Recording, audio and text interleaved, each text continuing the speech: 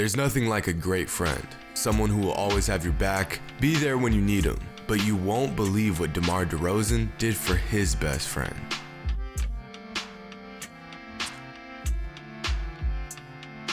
What's up everybody, it's Jimmy, and we've all grown to know DeMar DeRozan as one of the best shooting guards in the NBA. After making his first All-NBA team last year and making the All-Star team for the last 5 seasons, DeRozan has solidified his spot as one of the league's premier players. But success on the court is nothing new to him. Back in 2008, DeRozan was ranked the 5th best prep player in the country, and it was almost certain that he would go pro after 1 year in college. Everyone knew who he was and the type of talent he had. What many people didn't know was that DeRozan had a very close friendship with rapper Romeo Miller, aka Lil Romeo. You know, the kid who was really popular back in the early 2000s, and son of rap legend Percy Miller, aka Master P. Their friendship goes way back into their childhood when Romeo's father was the coach of their AAU team. DeRozan and Miller attended different high schools in the Los Angeles area, but played on the same AAU team. And when they were on the court together, they were a problem. They were such a great duo that people named them the Transformers.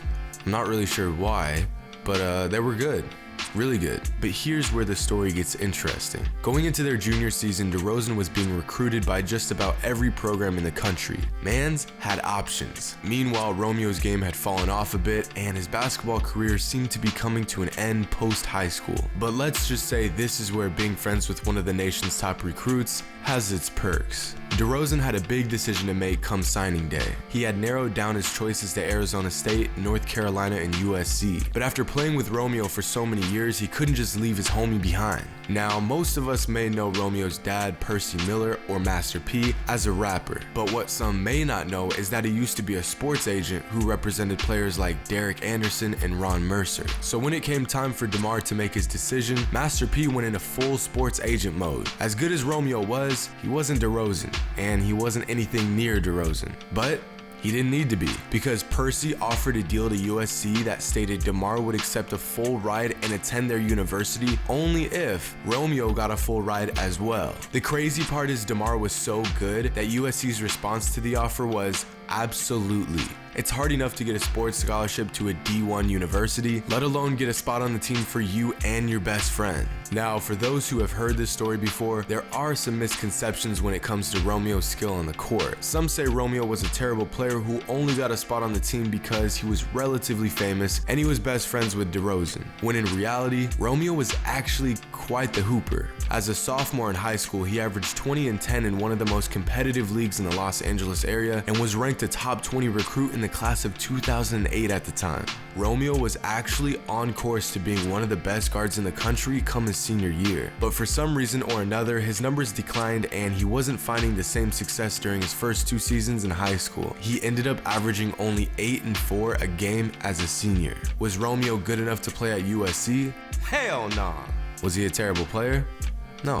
As we all know, DeRozan excelled in his first year at USC and entered the draft after just his freshman season. Romeo, on the other hand, didn't have such an impactful career on the court. In his 2 seasons with the Trojans, my man's only played 19 minutes and scored a whopping 5 points. No, not per game. Literally 5 points in 2 seasons with the team. Needless to say, Romeo didn't appreciate his treatment at USC and quit the team after his sophomore season. A less than memorable college career. But USC's men's basketball coach at the time, Tim Floyd, was a huge fan of Romeo Miller, and not for his music. He said that Romeo had a tremendous upside and loved having him on the team.